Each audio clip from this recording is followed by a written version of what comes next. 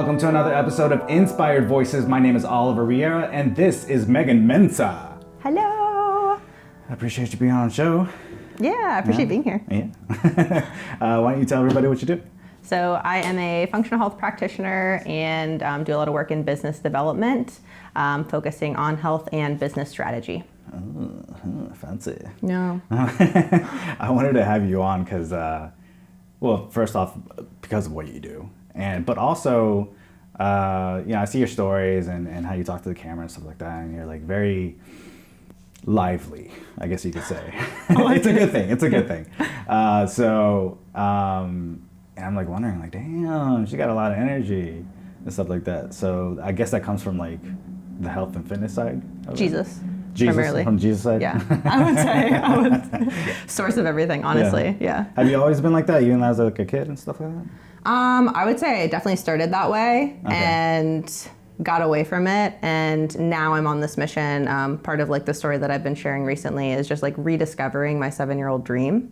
Oh. And so I feel like I've found a lot of that spark again, which is really cool. Interesting. Yeah. Okay. Let's take it from the top. Where are you from? I'm from North Canton, Ohio, little Ohio town in between Cleveland and Columbus is usually how I describe it. All right. How was it growing up there? Is it like city or is it like country? It was like suburb. Okay, gotcha. Yeah, so suburban girl. And it was Ohio, flat, not a lot of activities. Yeah. So I was always dreaming. Always dreaming, like always looking out my window. I actually, I was an artist growing up, and I have this picture of me looking out my bedroom window, and that's like the biggest picture, I think, like always questioning, looking at things. You could find me like just dug into National Geographic magazines, reading encyclopedias for fun, so just like weird nerd. Oh, interesting. Yeah. What excited you about like looking at that kind of stuff? I think like getting away, like the adventure, like the Wild Thornberrys was my favorite like kid show growing up. And so I loved animals and I just loved this idea of like the call to adventure. And I think growing up in Ohio, like I said, it was kind of like a sheltered, quiet kind of way to grow up. Yeah. Right. So I just think I was always dreaming of like, man, adventure. Did you guys go on any like trips or anything like that as a kid and stuff like that? Yeah, we'd always go on a beach trip. We would go to Hilton Head, like every Ohio family, I feel like. Yeah. Where is that? Hilton Head is like kind of off the coast of Beaufort. That's right. Yeah. Okay, gotcha. All right, nice. Yeah. All right. So we do that, or like camping trips. I love camping. Mm-hmm.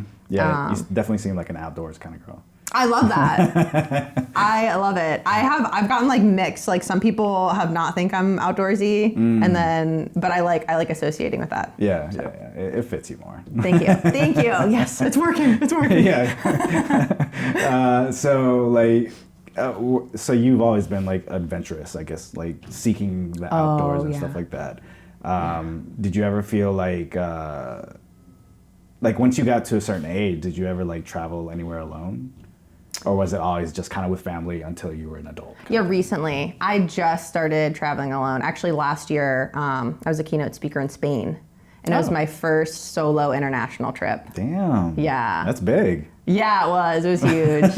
Yeah, and that's a wild story. But so let's talk about it. So what was going on in Spain that you were a keynote speaker? So I submitted an abstract on the importance of critical soft skills in healthcare, and was on a panel speaking about how AI is revolutionizing healthcare and the importance of critical soft skills. Damn. So that got accepted, and then I flew to Spain to be a part of this global conference. It was wild. Wow. Yeah. And kind of along the way, like I said, sharing stories of hope is something that is really important to me. Sure. So it was really cool, even at a small scale, because just being one person, that's so hard to like do all the things. Yeah. But there was a lot of really inspiring stories that like I got to hear too. So nice. Cool. That's very cool. How'd you feel when you got that? Like when you got the approval of like, hey, you want to be a keynote on the stage? I mean, so many Like emotions. that before, right? No. Yeah. Yeah, actually public speaking was my biggest fear. Actually, in this moment, I'm reminded to high school where they had that newscast thing that they would like make you go through, and I messed it up so bad. Like I got stage fright so bad, like I couldn't talk. Really? And I was like, please put me behind the camera. Like I can't do this. Yeah. It was terrifying to me. That's so how like being here even is like kind of redemption. Right. It's so weird because I'm not scared. You're blooming. That's crazy. That's kind of like what happened to me when I was in elementary school. I was on a stage, and all I had to do was walk and light the cannon and then walk away. But I was so nervous. Right. I was sweating. I was like, it's like the lights, something, yeah. something People about it. looking at me. I don't know. Yeah, I don't know, but stage fright's a real thing. So yeah, even I mean, having to go to Spain and speak at a global conference where there's people from all over the world, different languages, and being on a very large stage. Yeah, it's huge, huh? Yeah, it was scary. What, did you have yourself on a big screen too? That kind of thing? Damn. Yeah, they recorded it. Wow. So, but yeah, like talk to me about that a little bit. Like as far as like the behind the scenes of it, as far as, okay, so you get there. What do you do to prepare yourself for that kind of presence? Pray. I'm being serious, honestly. Yeah, I feel like that's the only thing you can do. So the way that I even go through life now is very just in a heart of surrender. So the way I say yes or no to things is, so I got that opportunity. I was obviously so excited and so honored. Like that is huge, right? And then kind of just testing it. So there's a lot of decision making, like, okay, I have to find a flight. I have to figure out how I'm going to logistically get there, and so many different like back end things, right? Yeah. And it just kind of kept on lining up. So I was like, I guess I'm really going. So when it got to the point where I was actually getting ready to go there, I didn't know where I was staying. Oh, really? Yeah. Even when you got there? Even when I got there. Damn. So I got off the plane, I was in the airport, and I was like looking at hostels. Because I flew into Madrid, and then eventually I was going to have to take a train to Barcelona. Okay, yeah. That's a whole backstory. I've done that, yeah. Yeah, which I'm glad I did. But the first hostel I went there, this is so crazy. So the first hostel I went to was beautiful. And I made a friend that, like, we're still really good friends now. He's, like, amazing at travel, does, like, cool stuff with venture capital now. Nice. And he actually helped me get an EU SIM card because I didn't even have service to make decisions. Yeah. So he helped me really like kind of along the way. But that's what I found when I travel is that you kind of just have to say yes. And like then the next like piece of the puzzle kind of gets provided. Yeah. But I think if you're like in a heart of prayer and you're receptive of like, so many times I feel like people get really stressed out and they think they need to have something right now. Yeah. But if you kind of just like relax, things will usually come to you. Yeah, that's true. That's true. That's why I kind of like the movie Yes Man. Okay. I don't know if you've seen it with Jim Carrey. No. But like he has to say yes to everything, right? So like cool. he goes on this roller coaster of like new adventures and all that stuff. Yeah. But that's kind of like how I try and perceive life sometimes, is just saying yes. Like the first step is saying yes. Yeah. And then everything else will follow. But it can be nerve-wracking sometimes, obviously. Yeah. Because it's things that are new to you, probably. Yeah. And but you just gotta be okay with it and just relax, have fun. Yeah, I feel like everything's figure-outable too. Yeah. So I'm a big yes girl. This is actually a season I'm learning how to say no, which is actually really challenging. Okay, all right, gotcha. But if you want to accomplish anything, you have to be focused. Yeah. And what I'm recognizing is like to honor different opportunities. Sometimes what it looks like is saying no to distractions. Yeah. And as an entrepreneur, like that's something you have to really get comfortable with, because there's so many things you could do, but it's okay, what is the actual next step that I should do? Right. Yeah. How do you figure out those next steps? Prayer. Yeah. So my process, actually, is it a process? So opportunity happens. Yeah. And then I look for confirmation. So I say, okay, this is an option. Like I could do this, might be a really good option. But what is the intended outcome? And then do I have confirmation that it's a good outcome? Like, do I just think it's good? Or like, is there wise counsel? So I'll ask people that I respect their opinion, like, hey, what's your objective perspective on this? And I'll gather that feedback. Like, I'm not just going to adopt it as truth, right? But that's data for me. Yeah. That's input, and then I can start making outputs. And then when things line up, like I say, like follow peace, like follow, not the path of least resistance, but just follow like where those kind of line up. And then usually, like I said, you'll get those more pieces of the puzzle. Yeah. And the picture will kind of start coming together. Right. At least that's what I tell myself. Yeah, no, that's a good way to do it. It's very data analytical of you. I know. I'm like a weird mix of like analytical and also creative because I'm an artist. Yeah. I can see that for sure. Yeah. It's confusing for me. Oh, not for me. I'm an audio engineer as well. So like inputs and outputs, and I work as a contractor at SAS. Okay. So they do data analytics and I hear it all the time. So I love that. Yeah. Even with functional medicine, like I always say that I'm kind of like a body engineer because that's how I think about the body. It's a machine. Yeah. And we can conceptualize machines. So you're like, okay, inputs, outputs. Like if I don't clean pipes, they back up. Right. Okay, if I don't clean the pipes in my body, they back up. Yeah. There's malfunctions if I don't make sure that I have proper programs running.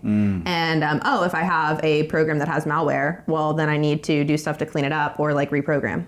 Yeah. Yeah, that's true. That's your body. I like that a lot. Hey, there you go. Hey, yo. So you were on that stage in Spain, and then it's almost like when you do those kind of opportunities, big opportunities, the reward is almost even bigger. It can be, or it can feel that way. What do you think about that? Yeah, I think my reward was maybe not what people would expect. Because when I went to Spain, so obviously I was at this global conference, like speaking at these events, like going to like corporate parties and around a lot of PhDs, a lot of PhDs. I myself do not have a PhD, and yet I was on stage, so they were very confused. And then I was staying in hostels. You're right. Because I love like the experience of actually experiencing culture, and I like putting myself into positions that kind of puts me outside my comfort zone. Yeah. And it's just fun. Like I love that adventure, right? Yeah. And so like by day or whatever, I was at this conference, and then at night I was staying in these hostels. So there was so much contrast. And when I would have conversations with people like executives, like at the conference and everything, they'd be like, I don't get it. Like, you're speaking and then you're going to stay in a hostel. Why are you not in a nice hotel? Why are you not doing da-da-da-da-da? Right. But I think it opened the doors to have like really real conversations then. And it kind of disarms people because a lot of times we can get into these like corporate cultures where we like talk about our vernaculars and like clinical language, and we get so stuck in like head knowledge that I feel like we forget that people are humans. Right. And I think everybody kind of wants to feel like a human. Right. I say that all the time. Like when Dr. Goodnight, he's the owner of SAS, right? He has, 50th person in the world that's rich or something like that. Wow. But people treat him like he's coming in, watch out, like act busy. I don't know what it is. But like with me, I'm like, hey man, I like your shoes. He's like, oh, those are my golf shoes. Oh, they look like bowling shoes. It's like, we just, shoot the shit kind of thing, Yeah. And like, cause they're human, they like that kind of thing. They're probably sick of people trying to act like, they're robots around them and stuff like that. Yeah. Or yes people. Exactly. Well, and like we have to use judgment, right? So it's not a bad thing, and there's hierarchies and like survival. Sure. Like I do a lot with survival mechanisms and understanding behavior for modification in clients. And so I get it, but at the same token, it's interesting because I'll do like little experiments for like how people will treat you differently based on like how you're dressed, how you show up, how you're perceived. Yeah. And people do use different things to base like how they interact with individuals. Yeah. And I always found that fascinating because like, that CEO or that individual could maybe put on sweats and come in, like, are they going to be worried about how they're interacting then? And wouldn't it be better, like, don't look busy or don't act busy, like be busy? Yeah. And why are you externally motivated instead of like intrinsically just being a good worker? I'm confused. Yeah. I mean, those are all good questions. Yeah. But for you, when you got off the stage in Spain, like, how was that feeling for you? Terrifying. Really? Even afterwards? I think that's when it hit. I was like, oh my gosh, I just did that. And then I started thinking, like, did I say the right things? Is it like What did it imposter sound like? syndrome or something? Maybe, probably a little bit. Because like you're, with these PhDs, I guess you could say, right? So. Oh man, like one guy, he did like, I think he did anthropology research at Harvard, and I was like, oh, like why am I here? So like a little bit, Yeah. like I think it was like a respect that I had though. Like I was so grateful to be surrounded by these individuals that were like critically thinking. Because it was at Moot, which is an LMS, learning management software. Okay. So a lot of educators. So to be around lifelong learners, like that's my jam. Like I said, 7-year-old Meaghan was reading encyclopedias and just wanted to like go see and experience and know the world. Right. So to be around other people who thought the same way, but also had like these, you know, credentials, was just a really humbling, very cool experience. Yeah. Well, that's pretty cool. I like that. Yeah. So let's take it back then. You know, you're 7 years old. The world is in front of you. Wow. What kind of things were you into then? Climbing trees. Yeah. Digging holes. Yeah, digging up them holes. Right. What was I into? I liked to dress my cat up in baby clothes. Okay. Her name was Baby. Her name was Baby? Her name was Baby. That's funny. Love my cat. I love Pokemon. Yeah. Yeah, I loved anything my big brother loved, honestly. So like he was into guitar, so I tried to get into guitar. Oh, gotcha. I think my sister did that too. I think I did that to my sister. She started playing the violin, and then I started playing the violin. Okay. But then I was like, eh. Yeah. Stuff like that. That's funny. Yeah, I used to play violin too. Oh, yeah? We can play together. Oh, yeah. I remember like Pirates of the Caribbean, maybe. I remember nothing. It's nothing for me. You can pick it back up. It's a muscle memory in there. Yeah. Did anything exciting happen as far as like maybe travel or anything in life that you do now that changed your life, maybe? I mean, trauma. Trauma?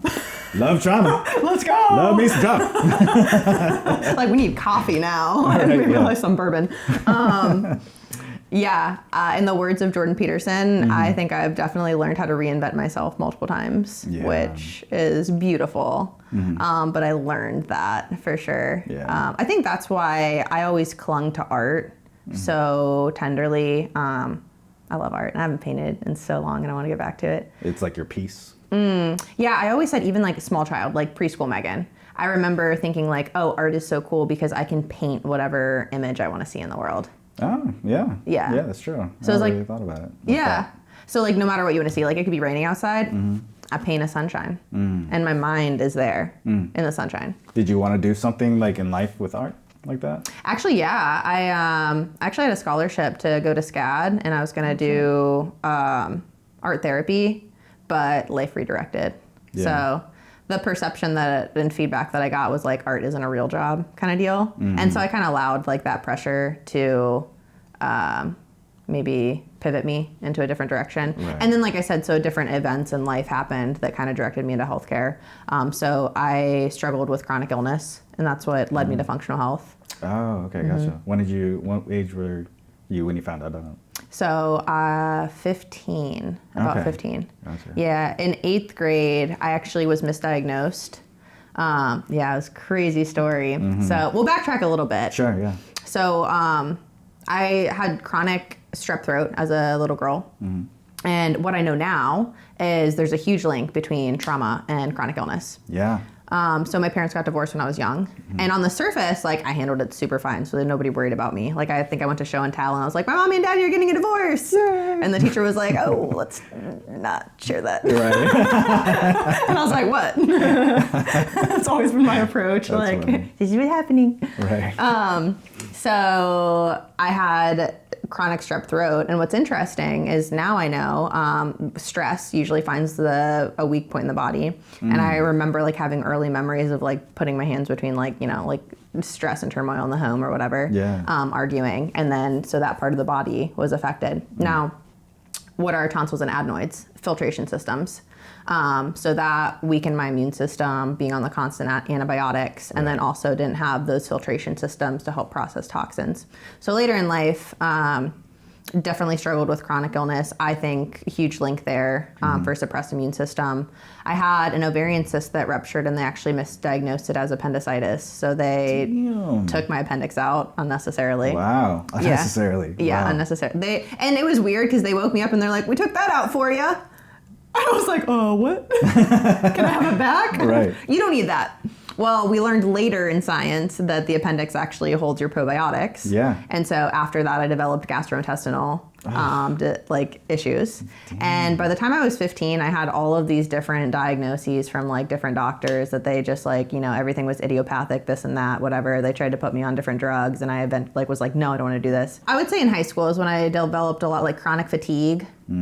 I got mono. And so like, because of that suppressed immune system, when you're on antibiotics for a long time, like it really does kill a lot of your good bacteria, and it suppresses your immune system. So it just allows pathogens to kind of invade. Gotcha. If you think about your immune system like an army, essentially like if you kill all of the army, well then if a foreign invader comes in and you don't have an army, like what's going to happen? Like they're going to take over. Right. And so that's kind of what happens in the body. Damn. And I didn't have that knowledge, so I couldn't really like rebuild my immune system after all of those antibiotics. And so I was more susceptible to those kinds of things. Is that like a permanent thing that you have to deal with? So they say. Had to deal with, I guess. Yeah, they say that it is. Yeah. However, I am autoimmune free now.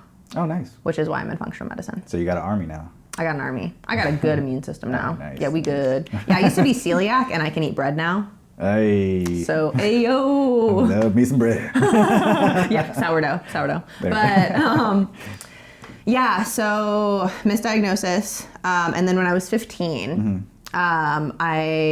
they actually wanted to radiate my thyroid, and there was a 50-50 chance I was going to be on Synthroid for the rest of my life. So I said no. Okay. And I remember leaving that doctor's office, and my dad was like upset and was like, you need to do this, and like, it's for your health, like all these things. And I just was like, it was a hard no, like do not go forward. Yeah. And what played in my mind was Hippocrates, let food be thy medicine, medicine be thy food. And I just really believed that God created our bodies with an innate ability to heal. And I didn't have the knowledge yet to back that up, but I really believed that. Yeah.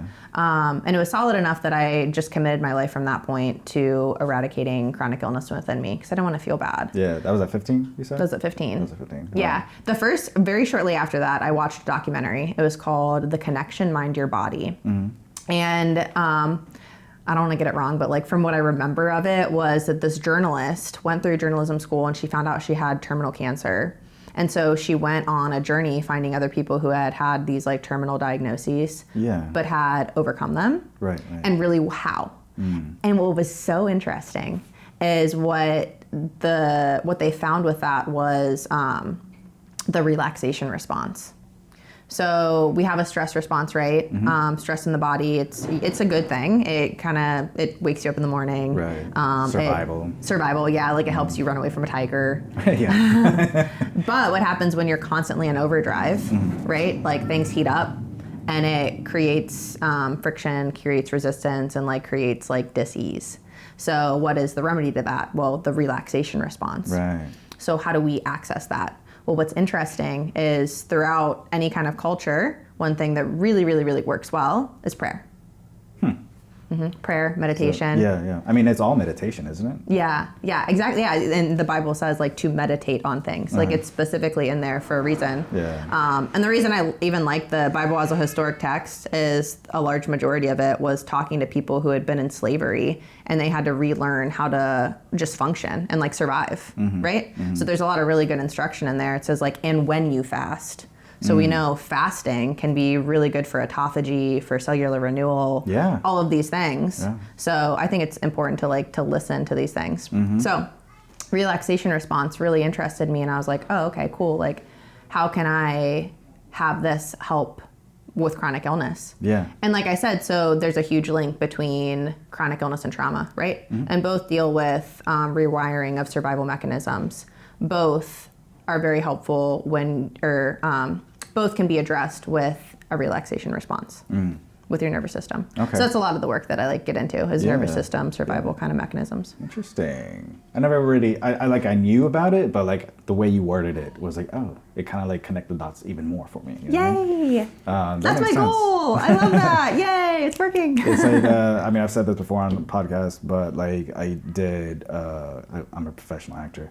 And so one of the exercises that we did was a Lee Strasberg technique, which is where you sit in a chair and you pinpoint where you're holding tension in your muscles, and then you move it as slow as you can, releasing it through a sound. And that tension goes away and moves somewhere else. You do the same thing.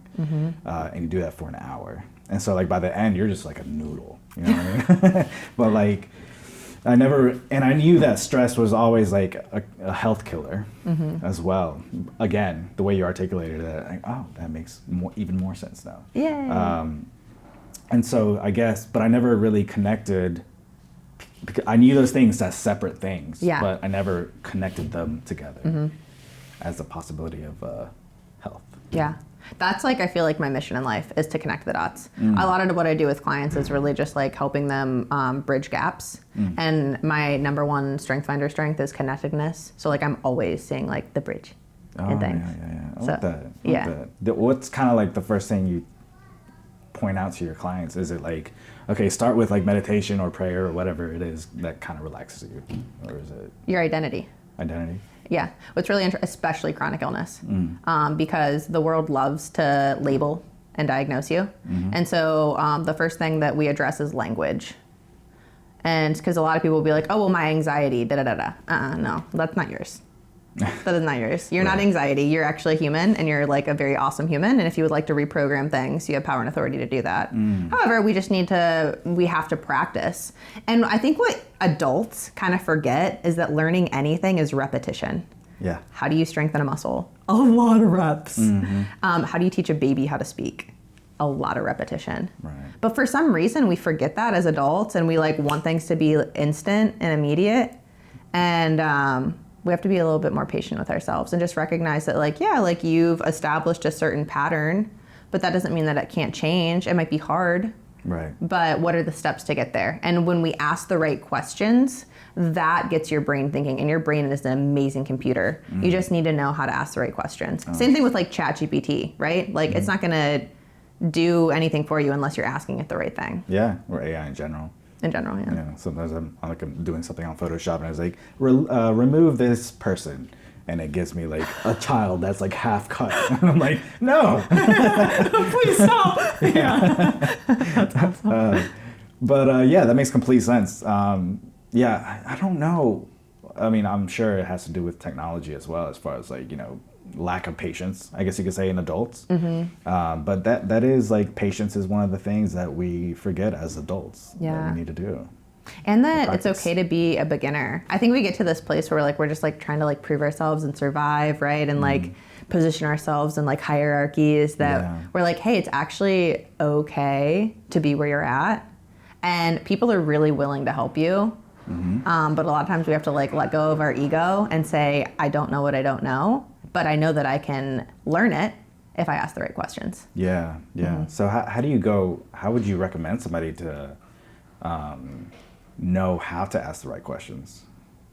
Critical thinking, soft skills. So that's what I talked about in Spain, is that like the developing of critical soft skills. So my whole HOPE method is kind of founded in 3 main pillars of emotional intelligence, spiritual fitness, and physical resilience. And there's a lot of things in there. HOPE stands for health optimization performance education. Okay. And there's 4 phases that I've deduced is really what helped get me to eradicating chronic illness within me. And that's what I lead people through, is that HOPE method. And it kind of came from what I felt trauma and Western allopathic medicine had really robbed me of, was hope. And I was so blessed to have that hope restored. So that's why like I'm on this mission now of spreading hope to the world. Yeah, I like that. Yeah, good for you. I love it. So you're 15 when you kind of like pretty much changed your life, right? At that point? Or it started to, right? So like, did you say the beginning was you kind of like prayer and meditation kind of thing to relax? Is that when it started? What did it start?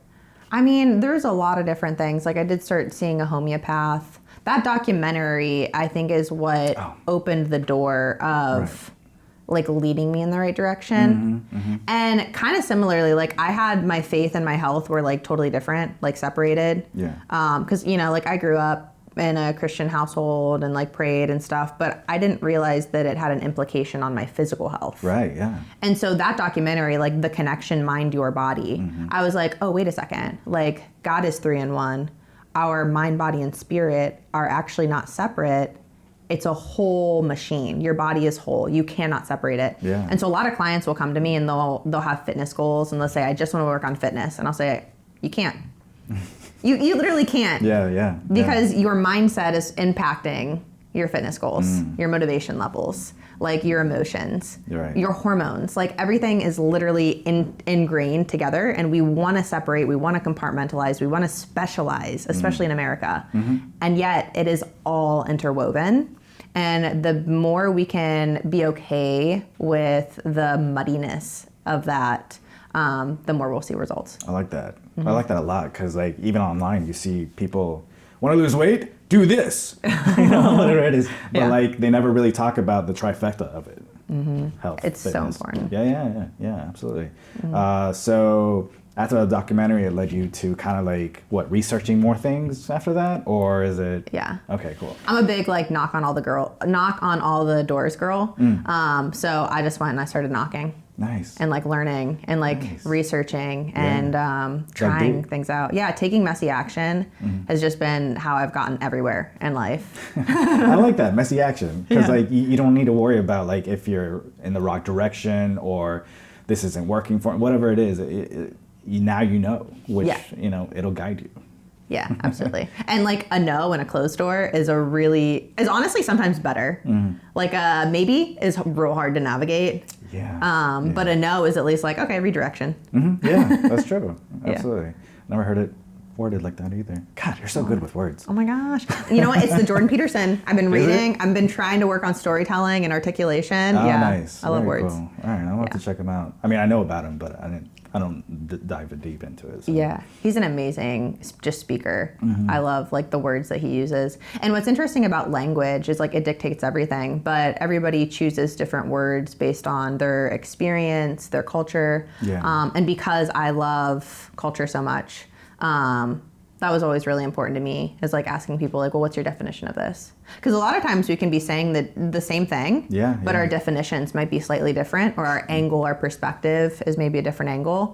And to mitigate conflict, it's amazing to just like to take a second to define our verbiage. Yeah, that's true. I mean, that kind of reminds me of like how so many different religions, but the basis of all those religions are all the same kind of thing. You know, it's almost like it comes from like spiritualism and all that stuff.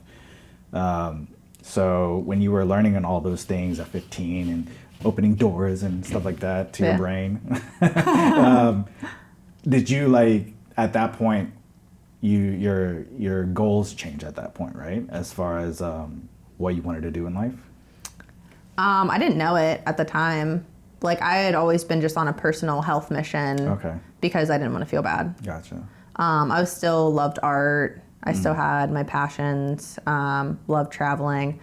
I didn't realize until recently, but National Geographic had always been my dream. When I was in second grade, I wrote this story about this little girl who traveled around in a hot air balloon with her dog and took pictures of animals. That's cool. Yeah. That sounds like a children's book. Yeah, exactly. I know. I should turn it into one. Yeah, you should. Yeah, it's like a whole book. Like, they make the kids do those little assignments. Yeah. But now I have a dog and we travel around and kind of a hot air balloon. On the ground, but it's okay. It's okay. It's fine. We'll put a balloon on it. Yeah. That's great. Yeah. So that's always been my dream. And I guess, I don't know if I pivoted. It was like separate. And the biggest challenge I have right now is connecting those dots because it does make sense. So I have the HOPE method, which is for functional health, and I have my DREAM method, which is for business development and creating content that converts. I help small to mid-sized businesses really create content that converts to revenue. Love business development. I do that corporately. So I've always had those separate, right? I had my health practice and I had my career in business development. But what I'm finding now is harnessing your potential LLC helps the individual with their health goals because as entrepreneurs, as high performers, we have to have our health or you can't do anything. So the HOPE method addresses the individual's health and the DREAM method addresses business KPIs and goals because after you have your health, that's when you can actually actualize your dreams. And that's what we're on this earth to do, right? Why not at the same time? It's a lot. It's a lot. Yeah, and that's why I'm writing a book for each phase of each method because the feedback that I get from clients is they want it more bite-sized. Because we're taking like 15 years of me figuring things out and throwing it at people. Freaks them out. I've tried it. Yeah. Interesting. They freak out. That seems like a challenge to me. I don't know. You want to go for it? I could go for it. All right. I am launching a 1-year transformation challenge for the Hope and Dream method. So there's $10,000 at stake. You could win both. Damn. All right. Let's go. No, I like what you're doing though. Connecting the dots. That's like kind of like the foundation of what you're doing, right? Yeah. Yeah. I like that a lot. So let's go back. So when you're going to college, you said you were going to go to CAD, but decided to shift gears then, right? I did. Well, life shifted gears. Okay. I will pivot real quick because I feel like it's relevant to like what we just talked about. But my 3 goals right now are to spread hope to the world, help 1 million people harness their potential, and to revolutionize healthcare. And then we threw in there getting a photo submitted to National Geographic because it's going to happen. One day. One day. It's in the 5-year plan, so it's got to happen. Yeah, I like that. Yeah. But so what I found with like going to Spain and traveling and being in healthcare is it was not going to happen from within. Just not going to happen. What do you mean from within? From within the healthcare system. Because when I went to Spain, I was mind blown at how many people were not only just like excited about functional health, but like totally on board. So on board. America, we make money off of people being sick. Yep. So there's that. And I've worked with enough hospitals that compliance and getting any kind of like positive change just like isn't in the budget. It is not in the budget. It's all about the budget. Yeah. And like I said, like, so I could go get my doctorate and then be a part of the AMA and have to jump through all these hoops and have all these compliance things. And that would be really long. And I'd probably be 80 years old and still not seeing anything happen. And I work with a doctor who is 86, and it is terrible to see all of the impact that he has made and people controlling how he can share or help people. So I knew that wasn't going to work. Right. So instead, how interesting to be able to share my story on social media through the lens of a photographer, journalist, etc. Yeah. So the pivot to photography and traveling and sharing these stories of hope with photography, because I love it, is actually extremely strategic. Because through that, we can have these conversations about health and like, I'm not a doctor, this isn't medical advice, but I can definitely be honest and transparent about my experience because freedom of speech. Right. So it's your life. Yeah, exactly. So that voice is it carries so much more than having to like jump through all of those hoops. Yeah, that's true. Yeah. Yeah. So it's just like, is it kind of like a one person at a time kind of thing? Yeah. Change the world that way. Helping, 1 million people harness their potential, just like one person at a time, one story at a time. Now, are you actually like marking? Okay, 1, okay, 2. Yeah, I'm going to. Okay, good. That's why I wanted to do the 1-year transformation challenge, which we're like building it, and like the software behind all of that is actually a lot. So it's taken a lot more to build. Software. Yeah, because the community aspect and like check-in and like accountability. Is the biggest thing to keep people on track. What is that? So that's built into the software? We're building it right now. That's cool. Yeah. I wanted to launch it November 1st. I think it's gonna be January 1st at this point. Gotcha. And that's even something that I've had to like, I think creatives, sometimes when it doesn't go the plan we want to just like give up. Right. And like start fresh. right. So it's been a lesson in me and patience even of like, no, like it's okay if it's not at this date. Like we just got to keep on making sure that we do the next right thing. Yeah. Are you like the type of person that like needs to have it perfect, or it's good enough for right now, let's just keep working on it while it's released already? You know, that kind of thing. I mean, done over perfect was definitely a mantra that I've had to use a lot. Because previously, that perfectionitis of like, it could be better. I had so many like art teachers that were like, literally just like submit your concentration. And I'd be like, but it could be better. And they're like, submit it. And I'm like, do it. And I'm like, no, I want to tweak it. Right. So having to learn that I think Jordan Peterson talks about this too, is just like get the first draft done, like submit it, get done, and like revise it as many times as you need to. Like the first time we do a 1-year transformation challenge, is it going to be perfect? No. Is the software going to be perfect? No. But like by next year, we're going to get so much feedback that like we can improve it. And that's like life too, right? Like start going to the gym. Like it's not going to be perfect. You're not going to lift 100 pounds, like bicep curl 100 pounds, like the first time you're in there. If you do, like you're amazing. Right. But just start. Just start. Yeah. That's the key. It's just to start with patience. Yeah. Yeah. That's great. And then, so during your 20s, so did you have any goals in your 20s? I had so many like goals. Your early 20s? Like so many goals. Okay. Yeah, I really wanted to be a wife and mother, but you know. It can still happen. You're still alive. Yeah. I don't know. We definitely need bourbon for that call. That talk. Like, I don't know. Yeah, I had lots of goals. I'm trying to think. The interesting part of that part of my story, though, is like I said, that was testimony building time for me. Okay. So there was a lot of trauma that I navigated. Okay, gotcha. Yeah. Is that something that you wanted to talk about on here, or you want to We can. It's like a disclaimer, trigger warning. Okay, there you go. There you have it, right there. There we go. All right, we're going into the depths. No. Yeah, my first year of college, I was studying anthropology. Okay. So cool that one of the professors that I really wanted to study under actually had some connections with National Geographic. Nice. She was on sabbatical that first year, so just had to get through that first year, and then the next year I was taking Western saddleback, archery, so I could like shoot arrows off horses, and then study under this, woman who had connections with Nat Geo. Like everything sounded great. Right. So happy. Except for I decided to join a sorority because I was very naive, and I was like, philanthropy, yay! Okay. Wait, because of philanthropy, you joined a sorority? Yeah. What's the connection there? Well, I love volunteering. I volunteered with my parents, like a ton. I didn't go to a normal 4-year college, so I don't really know too much about how that works. Yeah, so I mean, I didn't know how sororities worked either, honestly. Yeah. But when I went, like I had a friend who wanted to like rush or whatever. And so I went there, and then what they kept on talking about was like grades were really important. You had a house full of like other girlfriends, and you have to think like, okay, in high school, I had all this chronic illness stuff I was navigating. Yeah. So I didn't have friends. I didn't drink. I didn't go out party, do anything. Like not that you should, but I didn't have like a very like avid social life. Yeah. I didn't go to prom. Like, I didn't go to a dance. Like, oh, wow. I know. That's actually kind of sad.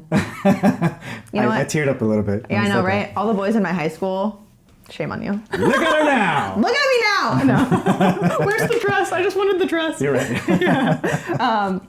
But yeah, so I got to college and I was like, oh man, like I want to have like a social life. I want to have like girlfriends, do things. And so I was like, okay, sorority, cool. Like, I'm sure that's positive. But you know what? I was naive a little bit. So, like, cause I didn't drink or anything, and I was sober cis at one of their socials, and my drink got drugged. Oh. Yeah. And that ended very poorly for me. Did it taste different, or you just didn't know it at all? I didn't know. Until it affected you. Yeah. Gotcha. Oof. Yeah. Yeah, it was rough. Yeah. So, and I guess that was a much more common experience than... Yeah, it happens. It happens for sure. Yeah. How was that night for you? Did you just, like, were you able to be safe, or? So one of the fraternity guys offered to walk me home. I have a couple flashbacks. One was almost walking into oncoming traffic. And that's when I really, like, I knew, but I was out of, I wasn't really, like, super conscious. Right. I knew I was in the wrong place. Because the way OU set up, like Court Street was here, and my dorm was on South Green, so not the right direction. Had like a couple other like flashbacks, and then I remember like waking up that morning and like, not to be graphic, but like I was naked, like very unaware of my surroundings, like very shocking, and like I was one of the sober sisters, so I had people's phones. Oh, no. Yeah. The crazy thing, too, this is really sad, but, like, I had a missed call from my dad. And and my dad doesn't do this at all. He left me a voicemail, and he said, I had a terrible dream about you. I just want to know that you're safe. And if you know my dad, like, that's so uncharacteristic of him. Yeah. So just, like, weird stuff like that. Interesting. Yeah. So I gathered all my stuff. It was so sad. I remember walking downstairs, and, like, the guy picking up trash stopped me, and he said, are you okay? And I was like, yeah, whatever. And like rushed down to my dorm. And like when I got to my dorm, like I looked at myself and I was just like makeup everywhere, just like bruised. Really? It was rough. Yeah, it was really violent. Oh man. It was violent. And I didn't tell anybody because one of my sorority sisters, I remember like I told her, she was one of my friends, and she's like, oh, well, at least you got that out of the way. And I was like, what? Because I was a Christian. I really wanted to save myself for marriage. And I know. She's like, everybody gets raped in college. Like, that's okay. And I was like, what? Like, wait, what? Like, it's a normal thing. It's a normal thing. And but that was like the response that I got a lot. Oh my God. And it was so weird because like, so then I didn't talk about it for like 6 months. It actually took, I stopped going to a linguistics class because this guy would like heckle me as I walked by. He would like kind of like wink at me and stuff. And I just hated it. Like, I hated it, every part of it. So I failed out of that class because I didn't go. Right. Which sucked because I was going to learn Swahili. Anyways. There's always now. Yeah, Jumbo. But yeah, so I stopped going and I went to my my college and I was like, hey, I need to withdraw from this class because like X, Y, and Z. And they're like, oh, well, you need a reason. And I was like, well, that's weird. Like, this happens to everybody. So I wrote like, oh, well, I got raped and like this guy was harassing me. So like, can you take this off my transcript so my parents don't know? And they were like, what? That's not okay. And I was like, what do you mean it's not okay? I was told this happens to everyone. That's how naive, though. It's kind of messed up. Wow. Yeah. So that turned into a whole investigation. I stayed that summer and I lived on my own for the first time in an apartment. And trauma is so wild. That was a really intense experience because actually dealing with everything after 6 months, like, not to sound crazy, but there was a point where I remember going to the library and I think like it was kind of like a hallucination. Like I thought I saw this guy here and I was so scared. I ran all the way back. Really? So trauma is crazy. Like the different things that it does to to your brain. Did you feel like your confidence just was shot at that point? Yeah,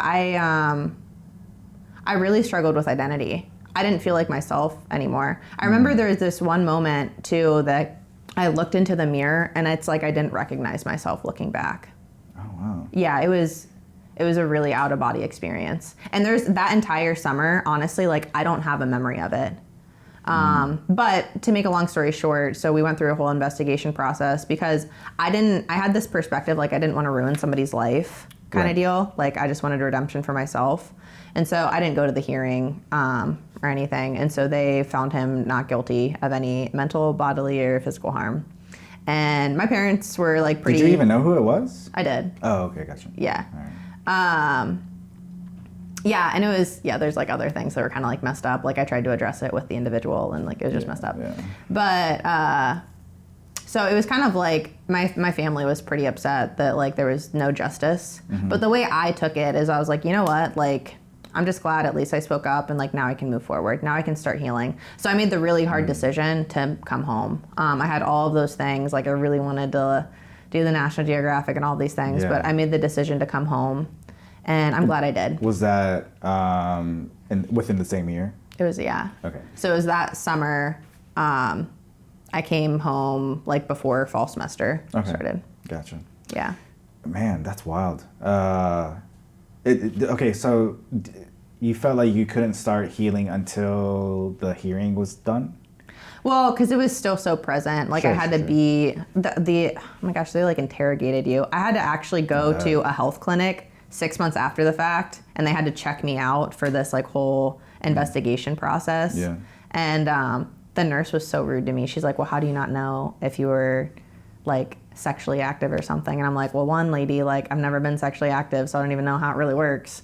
And two, like I was drugged, so like I had no idea what went on. And I tried to ask this individual, and that's weird. She was rude about it. Yeah, I think just like college, like unfortunately in our society, it's more weird to not be sexually active. So yeah.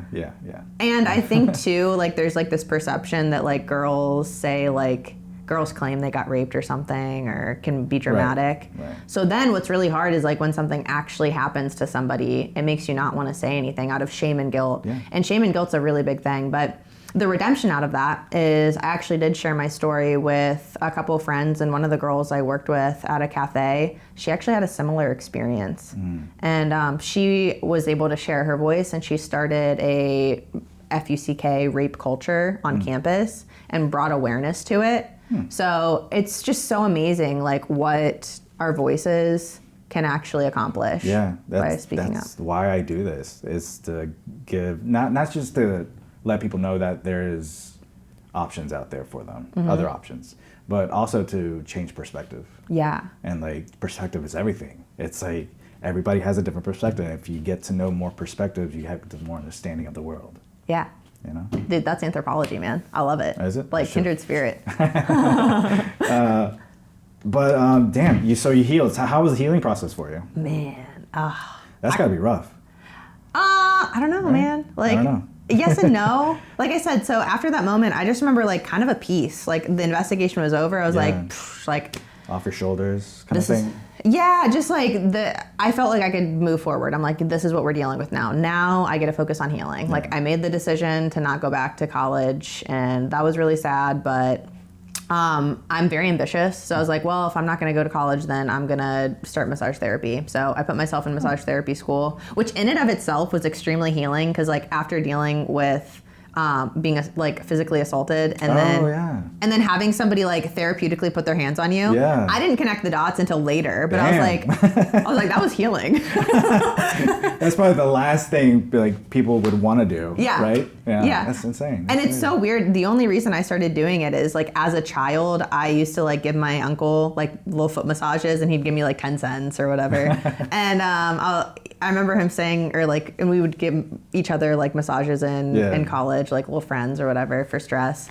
And people would always say like I was good at it. So I'm like, well, maybe I'm good at this. Like this can pay for me to go to school. Yeah. So it was really healing doing that. And I remember coming home and I was just so hopeless, and God was so good. The church that my mom encouraged me to start going to with her, it was called Hope Family Church. And so that's why I made the Hope Method is because what I felt trauma and a chronic illness had robbed me of was hope. Yeah. And it was just amazing to have that restored.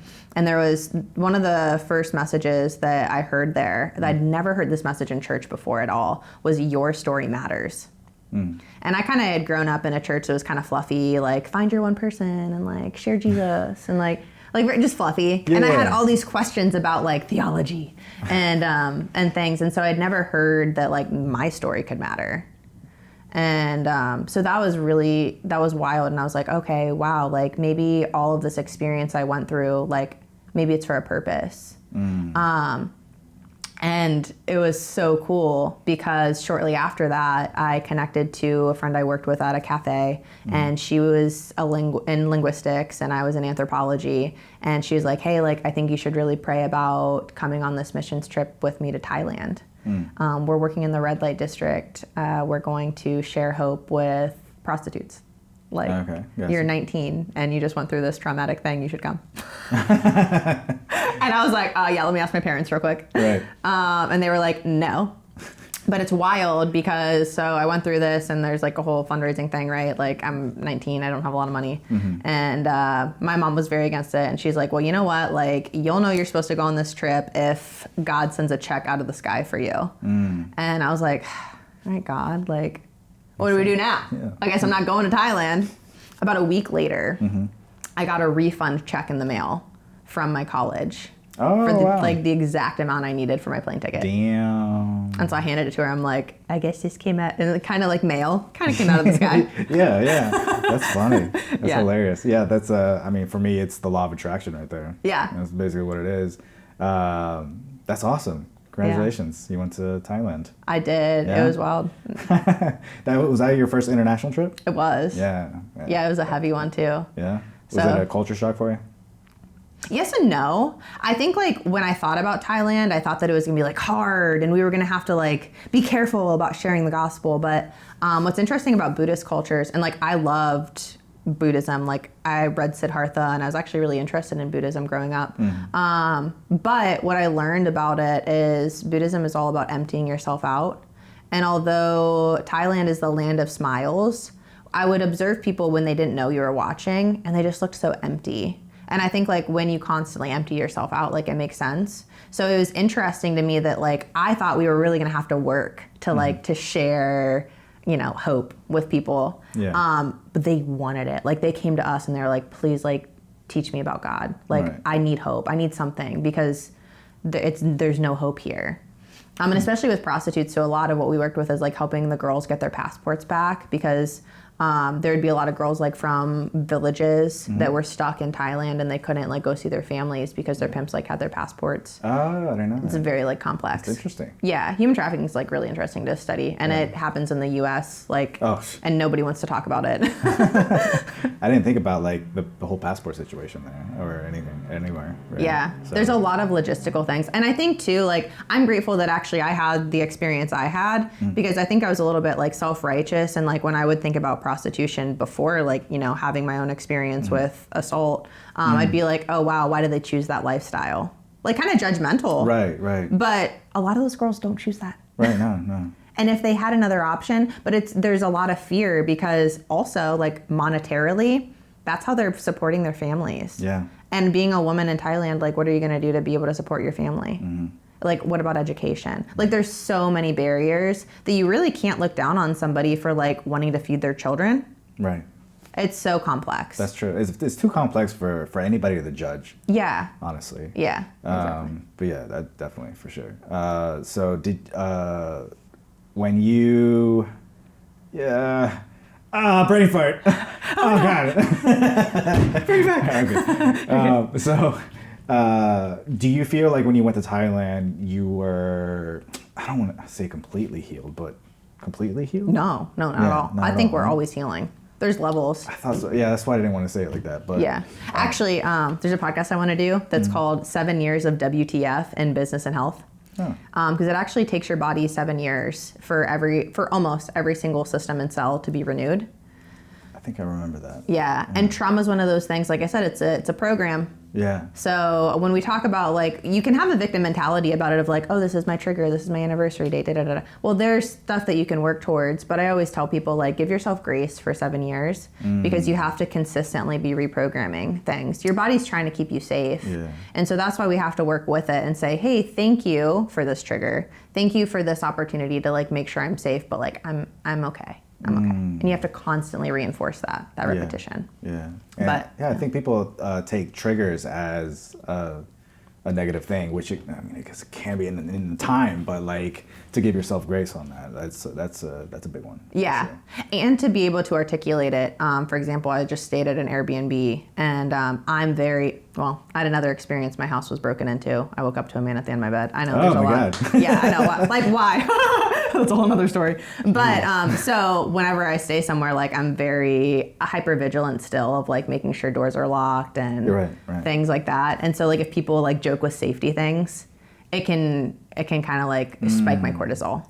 Yeah. Just more sensitivity. Yeah. And like I feel like we have to be empathetic because you have no idea what somebody, like you would not know that about me just Right, sitting here. right. And if you were to joke about like somebody breaking in, like who knows, maybe Yeah. I'd have like a Vietnam flashback and you wouldn't know. So like, how do you deal with? Do you feel like you deal with maintain triggers for yourself? Yeah, I have a lot of like self-soothing techniques. Again, like nervous system work. Oof, So that's a big one for me. Yeah. It's the nervous system because like I could feel it heighten and it like shakes the inside of my body. You Yeah. know what I mean? So I think recentering. One thing is like I'll get overstimulated sometimes. So sometimes I just have to like be okay with like I don't want to be rude to people, but like if I was overstimulated right now, I'd be like, hey, like I'm feeling kind of overstimulated. I'm gonna just take a second to recenter. So if we can just like have some silence, like I don't mean anything rude. Like I just need to like recenter myself. Yeah. And then I would do something like square breathing. I love tapping. Is great. Yeah. Using 5 senses, like what can I see, touch, feel, taste, smell, hear. Yeah. That recenters. Visualization there's a lot of really good stuff there. That one, there's a couple of visualization exercises I did that were really, really, really healing. Oh yeah? Yeah. Going back to that mirror, remember I said like at one point I remember looking at myself in the mirror and I almost like didn't even remember who I am. Right. So a lot of my healing journey, so I actually had an opportunity to speak at a yoga retreat in Athens. Okay. Oh, wow. And it was going to be my first time back in Athens. And I love Athens so much. Like, I loved my college. But it was my first time going back there. Athens, like Greece. Yeah. No, yeah. Ohio. I was like, whoa! Yeah. Sorry, Athens, Ohio. Got it. But it was going to be my first time going back there. And so I realized, like, the night before, I was actually really anxious. And driving there, I kind of just, like, had this imagery of, because it had been several years, right? And since then, you know, I had been able to speak and share my story, and so many things had come of it. Like, there was one little girl in a class that I spoke, and she actually spoke up and shared that, like, she had been abused and she hadn't told her family before, so we were able to get her help. And it's like, wow, like, okay, sharing my story makes people know that they're not alone. Yeah. So, and that their story matters too. Yeah. Absolutely. So a lot of good came of that. And so I was thinking about that on the drive down, of just like, man, you know what? Like, if you could be on the other end of that mirror, right? And I positioned myself there, of like, I visualized me going into my apartment window, and I was looking at myself on the couch, and the mirror was here and I was on the other side of it. I was like, you know what? Like, that girl needs you, and she can return back, because what she doesn't know is that she's going to get through this experience. And this experience is going to equip her to help so many people in ways that, like, she can't even fathom right now. But, like, she's not broken, she's not lost, and she can come back.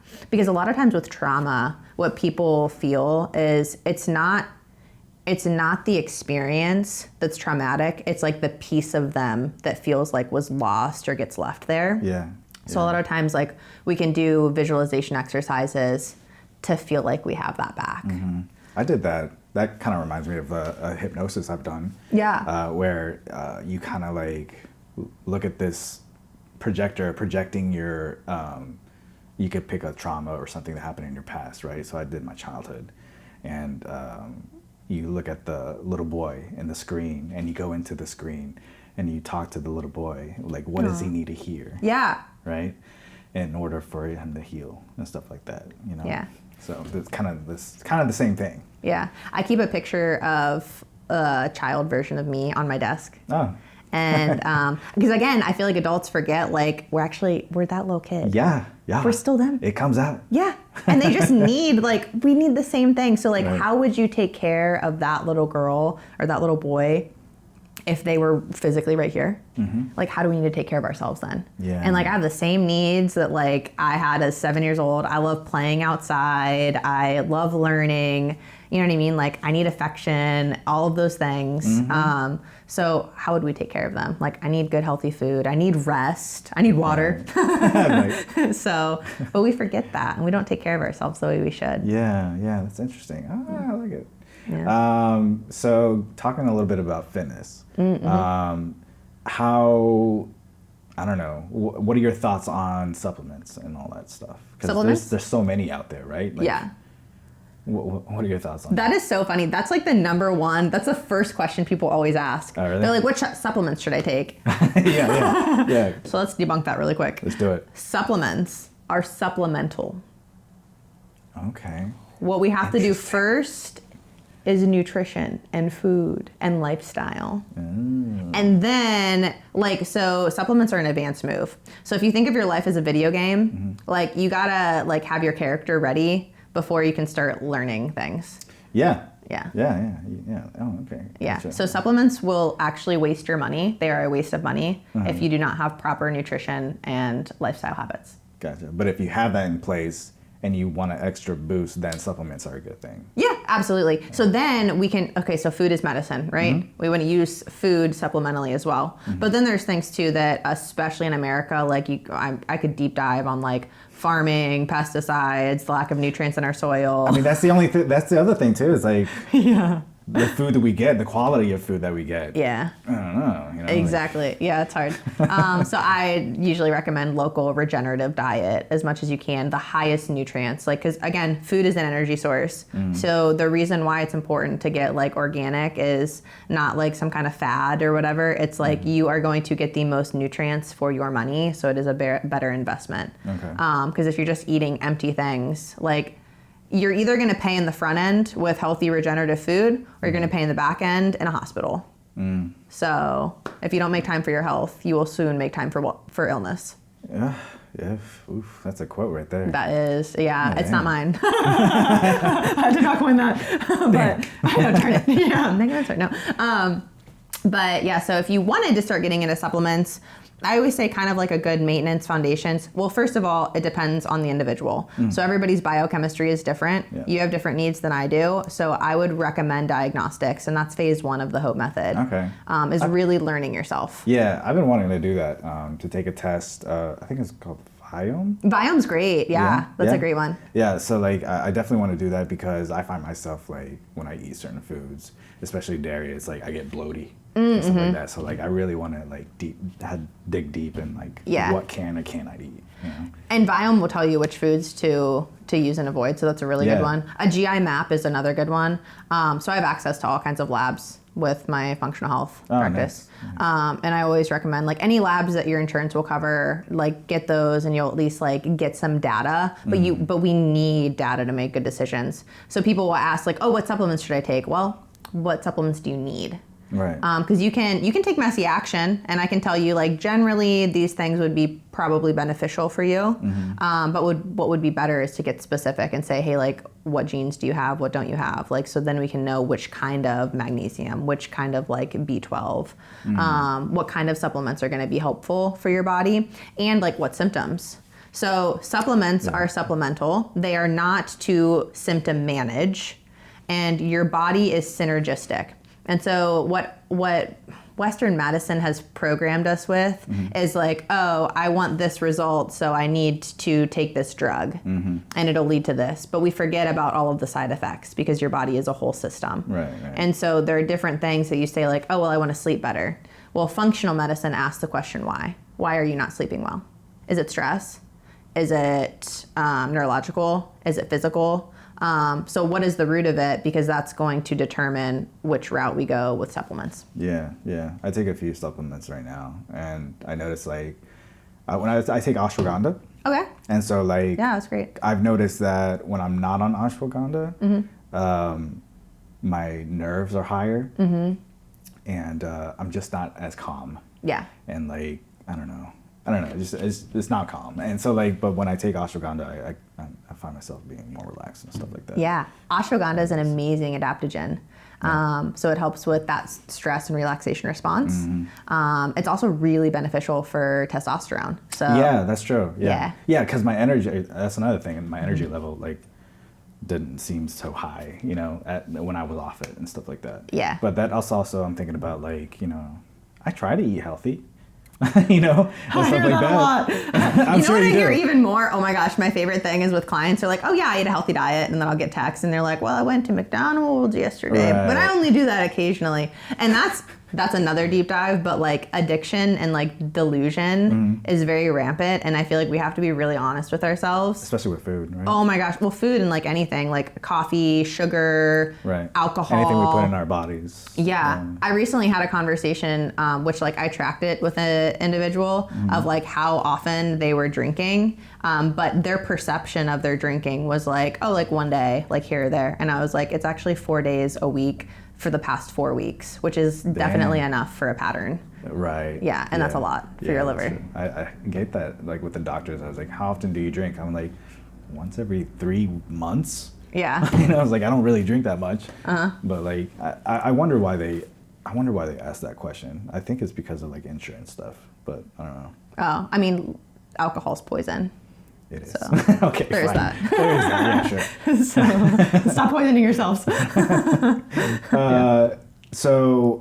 Okay, cool. So let's dive back in. So you're on this, you're in your 20s, right? And stuff like that.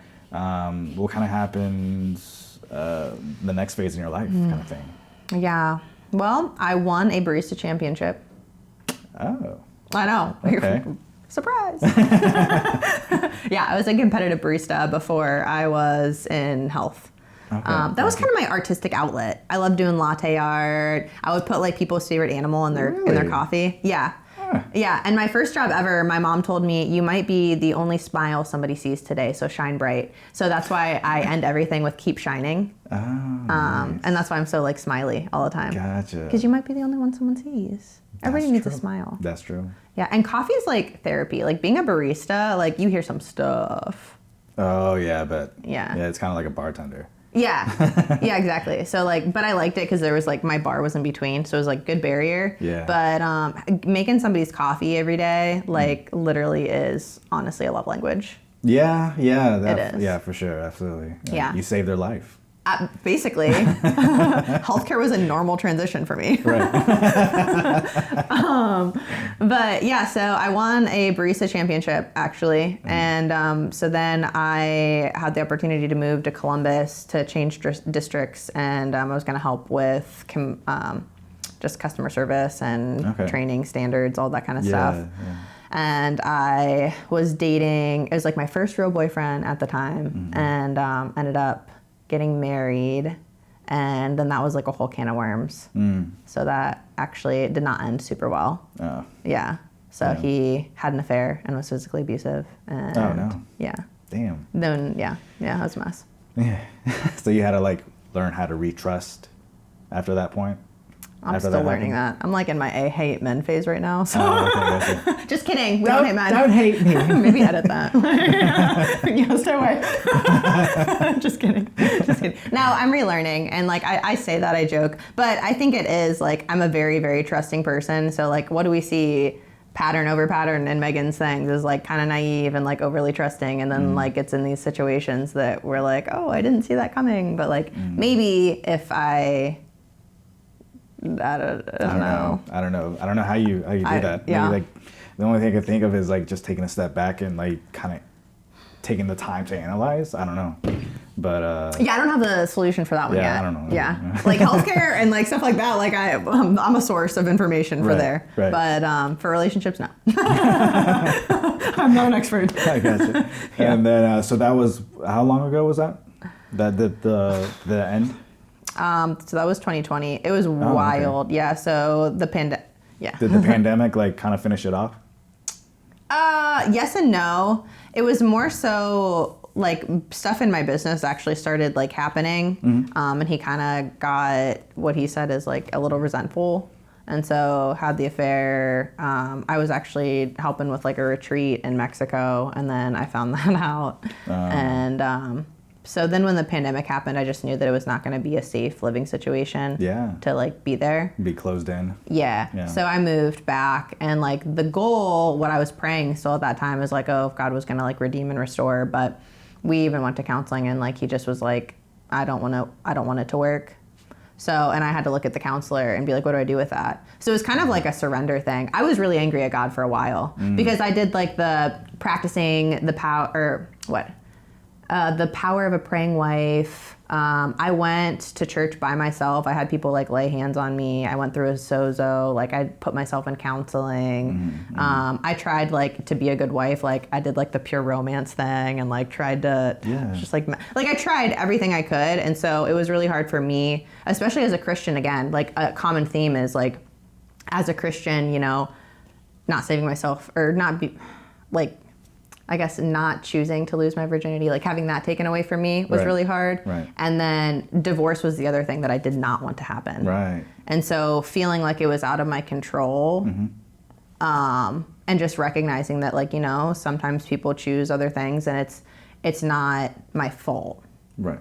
Which was so weird. And I think in both of those situations, that was really hard for me to let go of. Because I think we kind of want to assume some level of responsibility, because if we're at fault, then that means we could do something to be the solution. Right. Like if I'm the problem, that means I can also be the solution. Right. But unfortunately, we're not. That's not always the case. No, not always. How do you feel about that as far as like, because I know that's a big thing in the Christian community, right? Is like, you know, divorce, happy wife, you know, all these things. But like, when it doesn't play out like that, does that change your mindset on the religion? Like how do you handle that?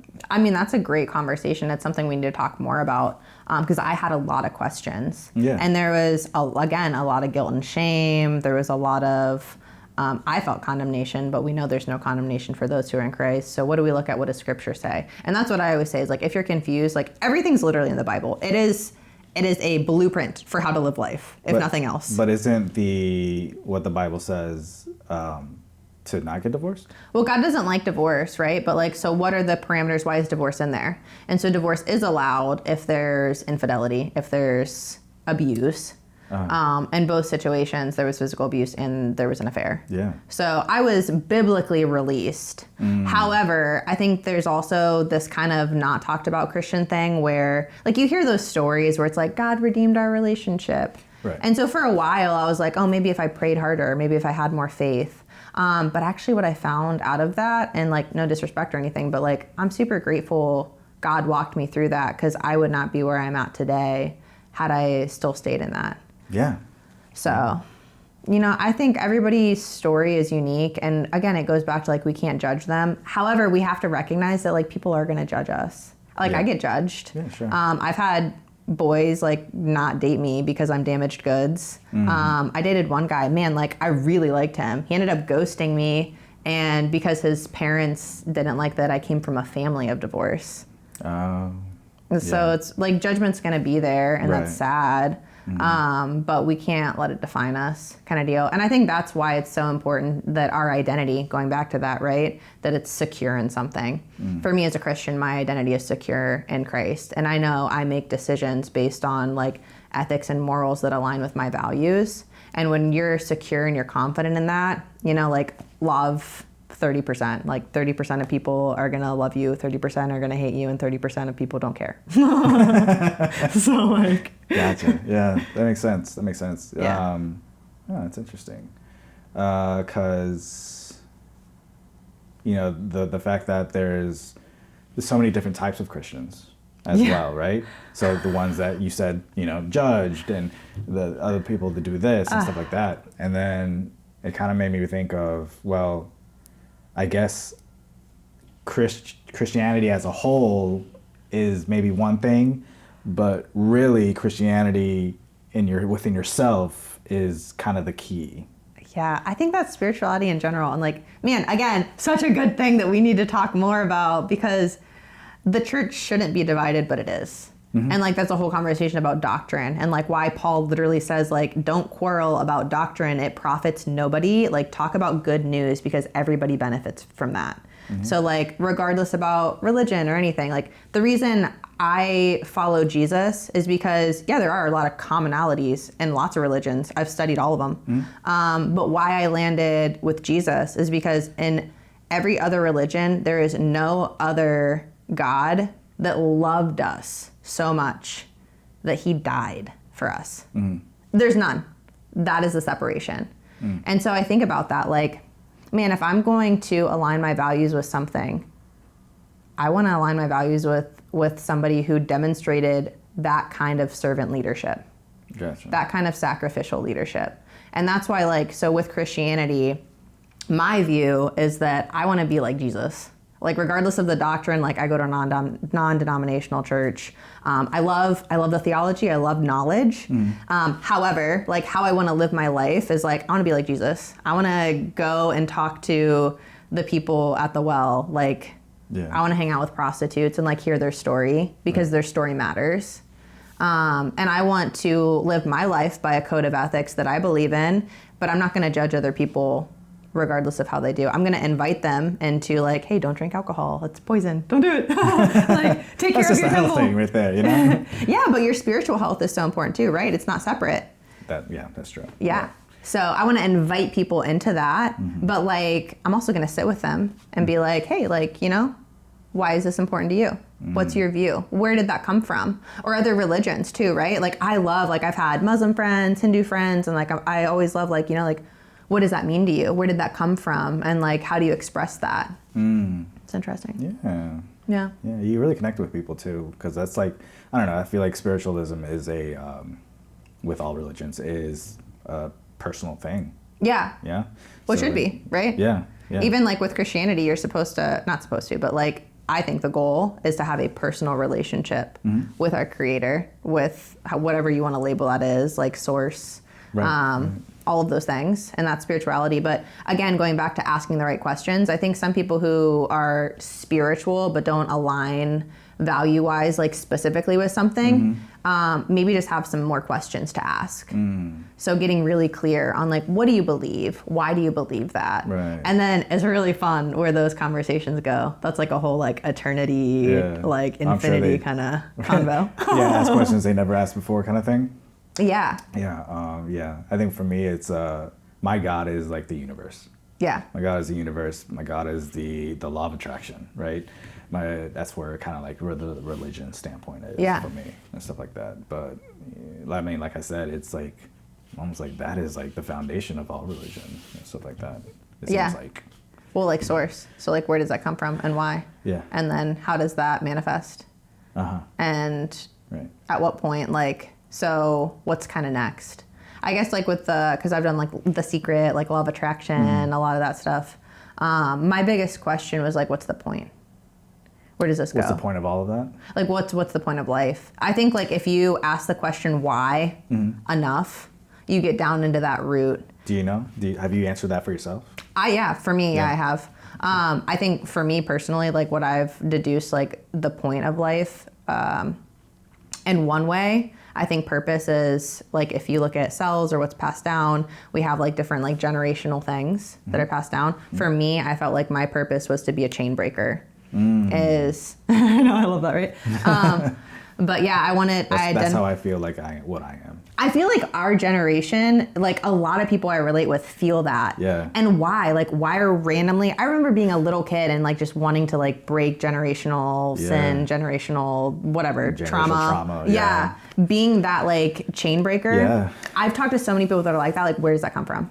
I don't know. I mean, for me personally, I feel like that comes from my childhood trauma, and that comes from my parents are immigrants in this country. You know, they were raised in another country with different religious backgrounds, and not religious background, but different backgrounds. There's a whole new thing between South America and America and the United States, you know? Yeah. And especially when you're talking about the 60s, 50s, and 70s and stuff like that.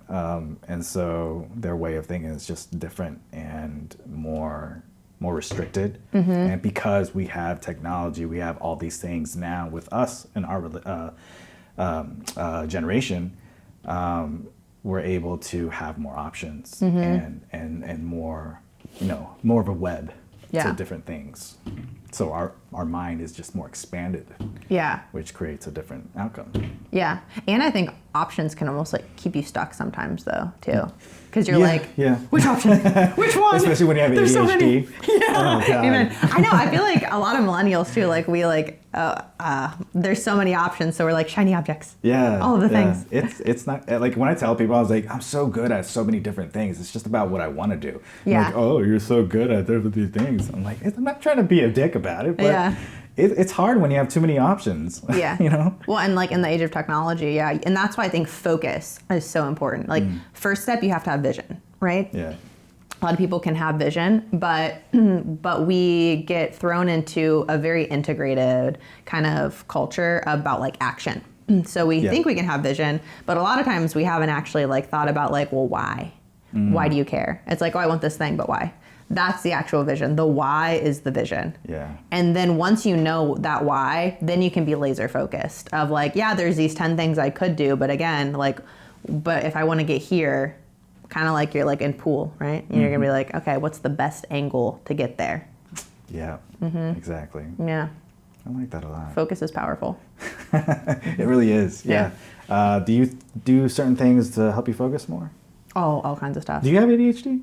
I mean, I've never been diagnosed, and again, I'm not a label girly. Right. So like, I've never been diagnosed either. I think it's like kind of like I get kind of weirded out by TikTok. I feel like TikTok is just always like everybody has ADHD, and I'm like, But one thing I will say, like if I do have ADHD, one thing that's really helpful. This is so funny, but this life hack is like it changed my life. Keeping your shoes on. Keeping your shoes. I swear, because I work from home, right? Yeah. And so like I'll get comfy. If I take my shoes off, I'm like doom scrolling. And I'm like, I'm relaxed. I put my shoes on, work mode. Interesting. Weird. That's interesting. But it's a thing, I guess. It's an ADHD thing. I don't know why. Right. I'm like contained with the shoes. And then if I get really frustrated, like something isn't working, I'm really tempted to like kick off my shoes. And I'm like, keep them on. Keep the shoes on. That's funny. Push through. Yeah. That's interesting. I'll try that one day. Yeah, but there's that. I like turning my phone on like gray mode, grayscale. Yeah.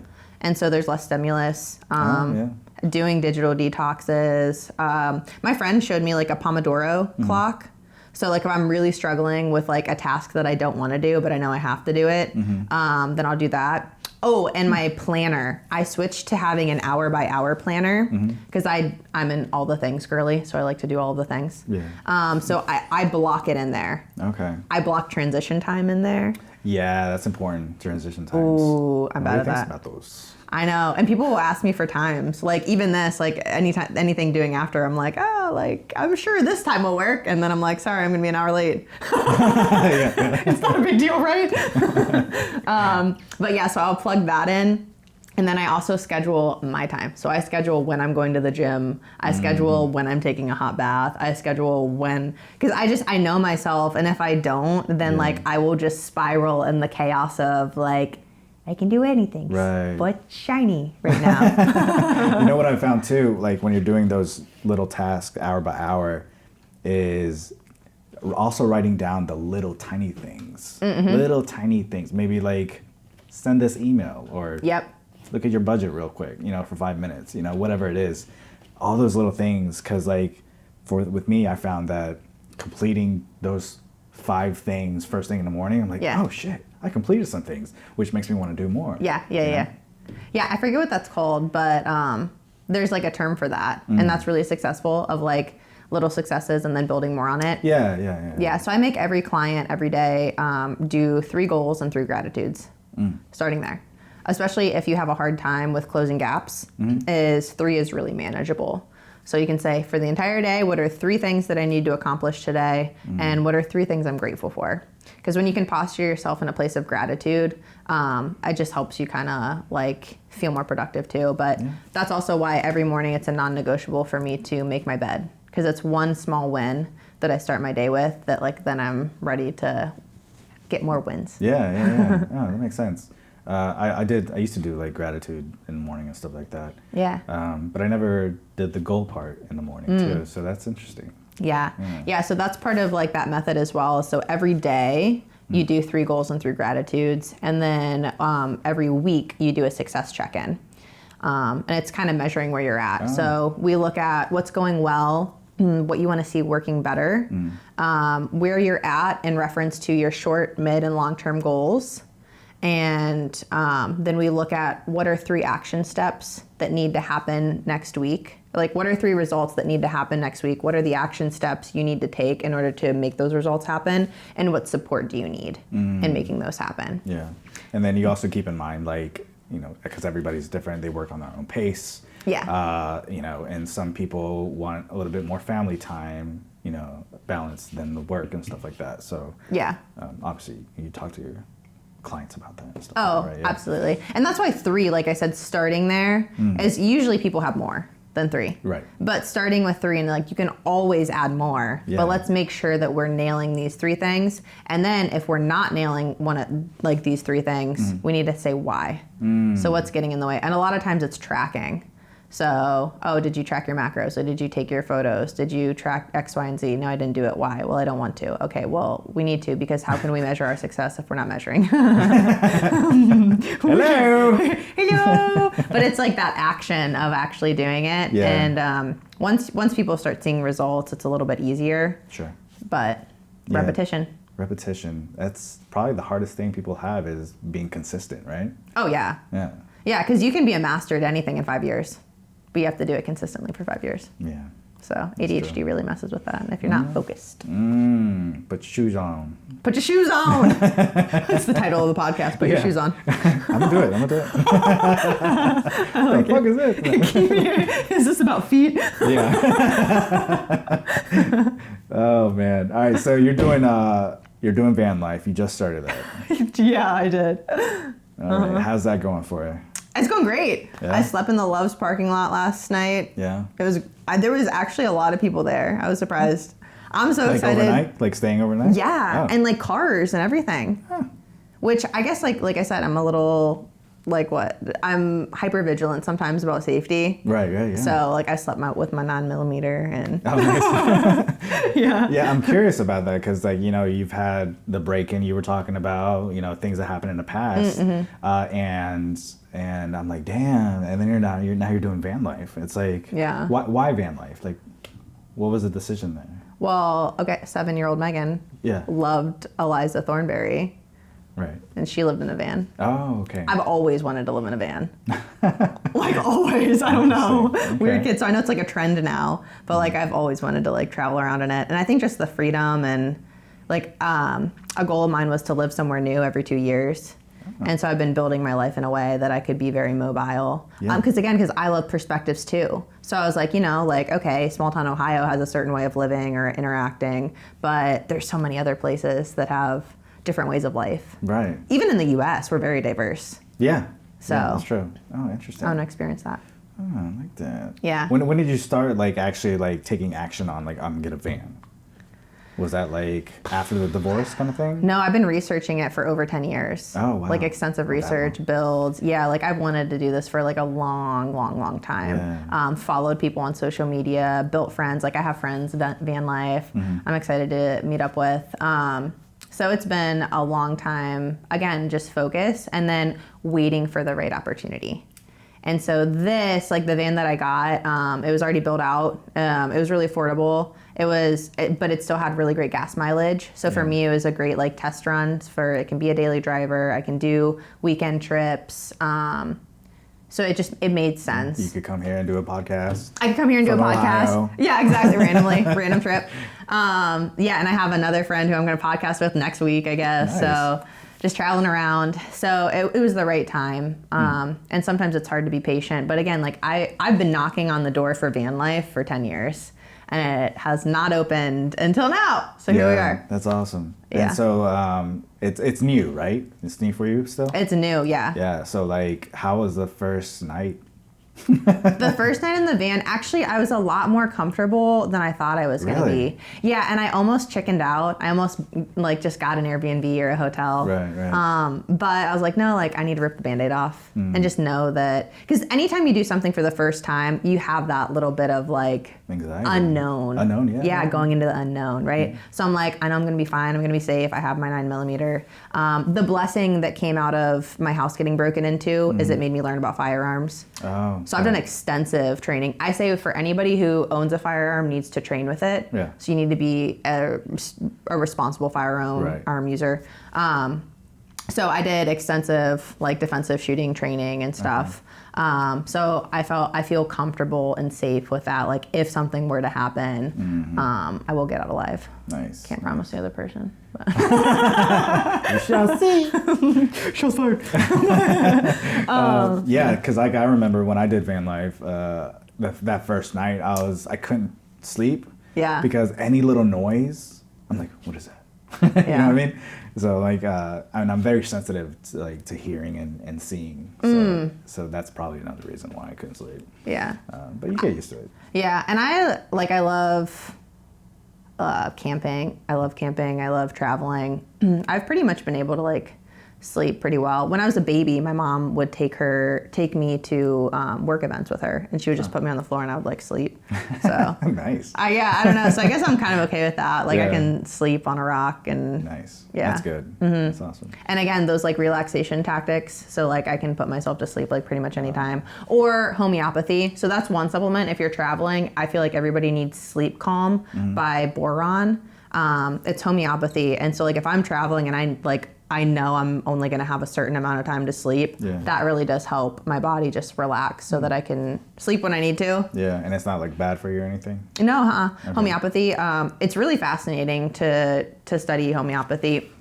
It's basically what we used as drugs pre-1947 when the AMA was created. Like house doctors would have homeopathic remedies with them when they would. Yeah. Okay. So it was really common. It is regulated like a drug, and the science behind it's really fascinating. It has to do with dilutions and like how small the particle size is. So it pretty much interacts in your body like at a cellular level, kind of like essential oils. Like it's that small in molecular size. Okay. Yeah, so it really helps go into the cells and elicit that response. All right. Yeah, it's really interesting. Very cool. All right, so van life, and you're here. You know, it's like, what's next for you? What's next? I think getting some food. So you're doing the health and fitness, and then you're helping small businesses with their business. What is it? The dream content. method. Yeah, the dream content method. conversion. Yeah. So I feel like you're doing good things. I feel like it could just go up from here, right? You know? We'll see, yeah. Is there any kind of message that you want to send to the world? There is hope and a future. Keep shining. You heard it. No, you didn't hear it first. No, never mind. Thank you again for hopping on the show. It really means a lot that you drove down here and did this for me. Yeah, I love it. Thank you for helping me like with the mission too. I think if there's any takeaway, it's just keep on pursuing your potential and harness it. I think that's like the goal for everyone. So if I could help 1 million people harness their potential, my life has been a good life. I like it. There we go. I'm gonna end it right there. Yay! That's it. Oh, do you want to tell people where they can find you? Oh, yeah. So I'm really active on social media. You can find me on Instagram at Meaghan Mencer, MEGHANMENCER. You can email me, call me, beat me if you want to reach me. Cool. Yeah. All right. Cool. That's it. That's it. That's a wrap. Mic drop. Explosion.